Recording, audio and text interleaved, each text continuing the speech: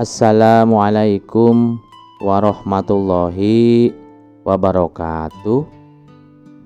Suatu hari saat duduk di singgasana istana yang megah, Baginda Raja merasa bosan. Ia ingin menantang kebijaksanaan dan kecerikaan Abu Nawas.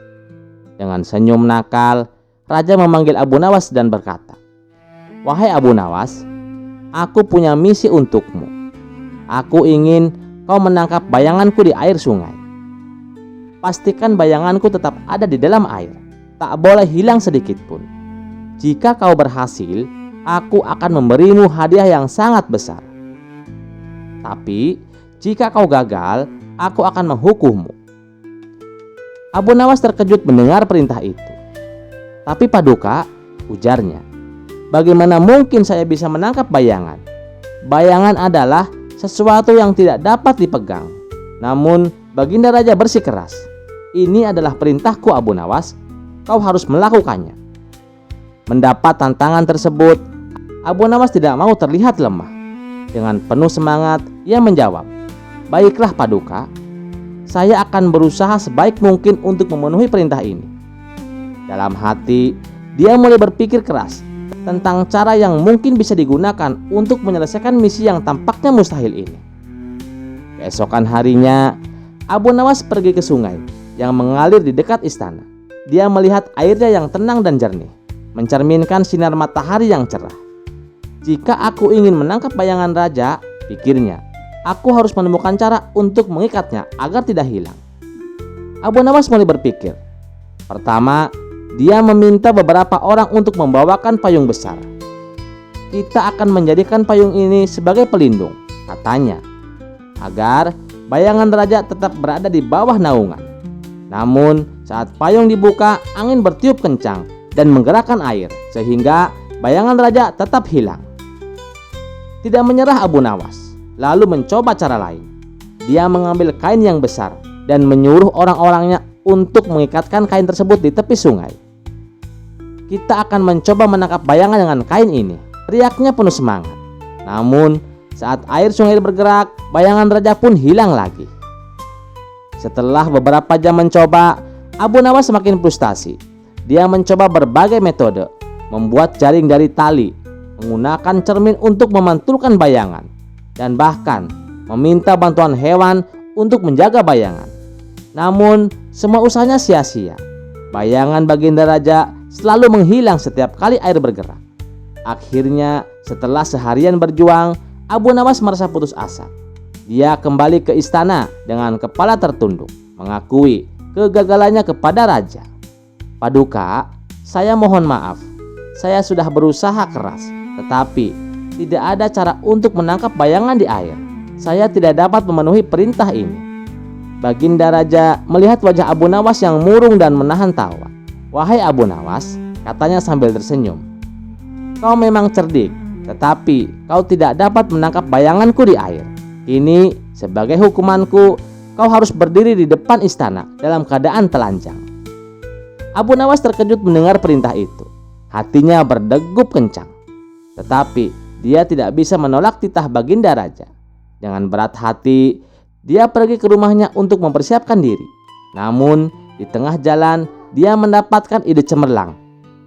Keesokan harinya, Abu Nawas muncul di depan istana, tetapi tidak dalam keadaan telanjang.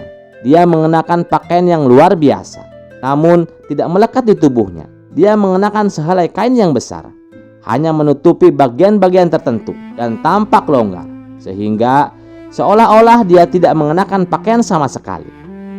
Dia terlihat cukup percaya diri, meskipun situasinya tampak aneh. Saat Baginda Raja melihat Abu Nawas berdiri di depannya, dia tak bisa menahan tawanya. "Wahai Abu Nawas, apa ini? Kau berusaha menipu aku dengan pakaian yang tidak menutupi tubuhmu?" tanya raja sambil tertawa. Abu Nawas menjawab dengan tenang, "Paduka, sesuai perintah, saya telah berdiri di sini tanpa pakaian yang melekat pada tubuh saya. Kain ini hanya menutupi bagian luar dan tidak bersentuhan dengan kulit saya, sehingga saya dapat dianggap telanjang." Baginda Raja terpingkal-pingkal mendengar jawaban cerik Abu Nawas. "Kau memang luar biasa Abu Nawas. Aku tidak bisa menghukummu jika kau menggunakan akal seperti ini. Justru, aku sangat terhibur. Kemudian, raja memanggil para perdana menteri dan rakyatnya untuk berkumpul. Dia berkata, "Lihatlah, Abu Nawas yang tampaknya ditakdirkan untuk mendapatkan hukuman justru berhasil mengelak dengan kecerdikannya. Mari kita beri dia penghargaan yang layak." Baginda raja memberikan hadiah yang berlimpah kepada Abu Nawas dan menyatakan bahwa dia adalah orang yang paling cerdas di kerajaan.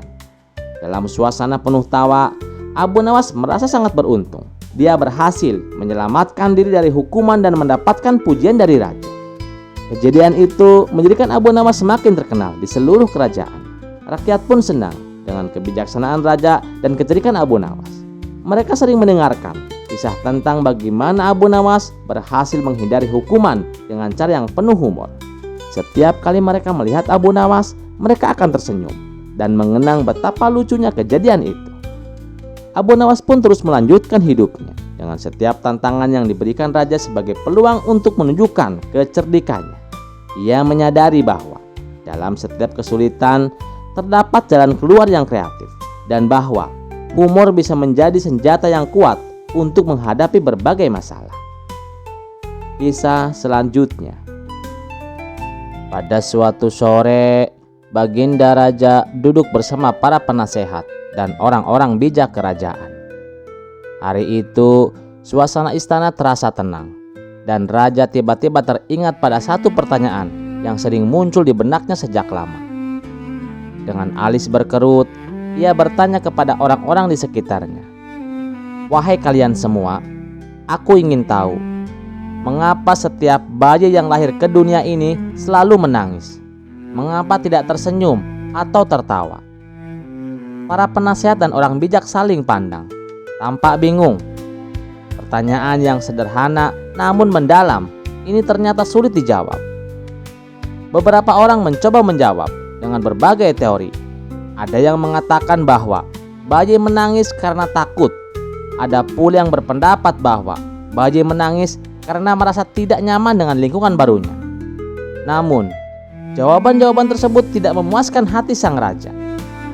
Merasa tidak puas, raja akhirnya memanggil Abu Nawas. Setelah tiba di hadapan raja, Abu Nawas memberi hormat dan menunggu perintah. Baginda raja pun berkata, "Wahai Abu Nawas, ada satu pertanyaan yang belum bisa dijawab dengan baik oleh para penasihatku. Jawablah pertanyaanku ini, dan jika kau berhasil memuaskan hatiku, aku akan memberikan hadiah besar untukmu. Mengapa setiap bayi yang baru lahir selalu menangis?" Abu Nawas mengangguk pelan sambil berpikir sejenak. Ia menyadari bahwa pertanyaan ini bukan hanya tentang bayi yang menangis, tetapi memiliki makna yang lebih dalam tentang hidup dan manusia. Dengan hati-hati, ia mulai menjawab, "Wahai Baginda, sebenarnya jawaban itu mudah saja, namun mungkin mengejutkan. Sesungguhnya, tangisan bayi yang baru lahir adalah tanda bahwa ia menyadari hidup di dunia ini tidaklah mudah. Tangisan itu adalah bentuk kesedihan atas dunia yang akan dihadapinya.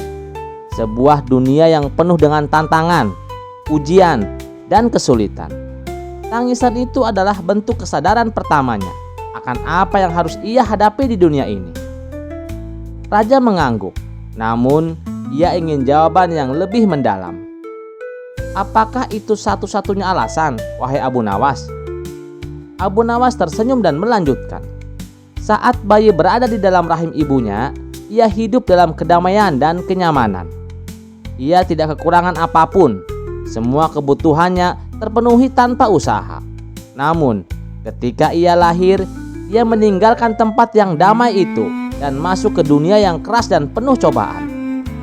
Tangisan itu adalah ungkapan kesedihan karena kepisahan dari kenyamanan hidup sebelumnya." Para penasehat yang mendengar penjelasan itu mengangguk setuju, merasa jawaban Abu Nawas sangat masuk akal. Namun, Baginda raja ingin jawaban yang lebih mendalam dan spiritual. Kemudian ia bertanya lagi, "Apakah ada makna lain dari tangisan itu, wahai Abu Nawas?" Abu Nawas menjawab, "Tentu saja Baginda. tangisan bayi juga merupakan bentuk kesiapan untuk memulai hidup.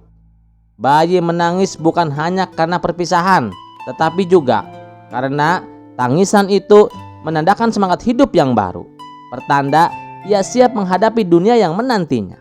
Dengan menangis, bayi menyatakan bahwa ia adalah manusia yang berani, manusia yang akan tumbuh dan menjalani hidup sesuai dengan takdirnya. Raja semakin tertarik.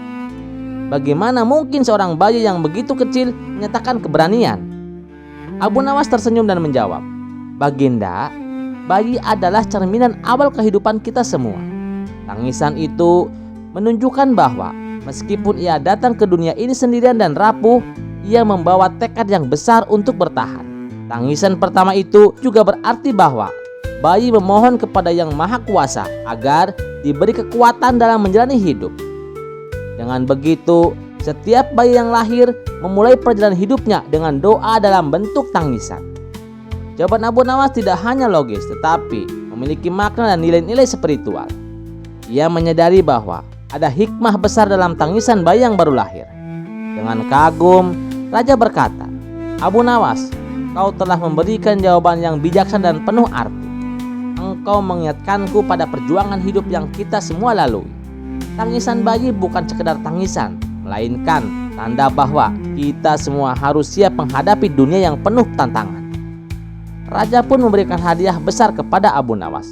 Dan sejak hari itu, pertanyaan tentang tangisan bayi memiliki jawaban yang tidak hanya memuaskan hati, tetapi juga membuka pandangan baru bagi semua yang mendengarnya. Terima kasih sudah mendengarkan cerita ini. Sampai ketemu di cerita selanjutnya. Wassalamualaikum warahmatullahi wabarakatuh.